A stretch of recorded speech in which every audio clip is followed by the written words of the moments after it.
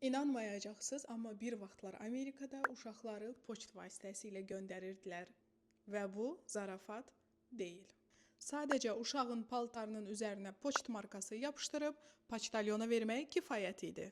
20-ci əsrin əvvəllərində ABŞ-da uşaqları bağlama kimi poçtla göndərmək qanuni idi. 1913-cü ildə ABŞ-da vahid poçt xidməti fəaliyyətə başlayır. Qaydalar arasında belə bir maddə var idi ki, çəkisi 50 funtdan aşağı, təxminən 23 kiloqramdan aşağı olan qaz, toyuq və digər canlıları poçt vasitəsilə göndərmək olardı.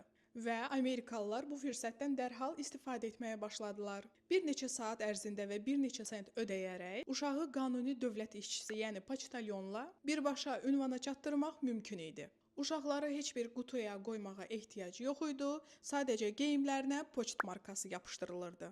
Ən məşhur hadisələrdən biri isə 4 yaşlı Charlotte May Bristol'la bağlıdır. Valideynləri onu 73 mil, yəni təxminən 120 kilometr uzaqlıqda yerləşən məsafəyə göndərmişdilər. Çəkisi isə limitdən az olduğu üçün toyuq tərifi ilə ödənilmişdir. Göndərişin qiyməti isə cəmi 53 sent tutmuşdur. Balaca qızcığaz qatarın vaqonunda sakitcə yol gedib, sağ-salamat nənəsi və babasına çatdırılmışdır. Bu hadisə o qədər məşhurlaşmışdır ki, hətta onun əsasında uşaq kitabı da yazılmışdır. Hakimiyyət bu praktikanı qadağan etməyə çalışsa da, qanun dəyişənə kimi insanlar bu xidmətdən istifadə edirdilər.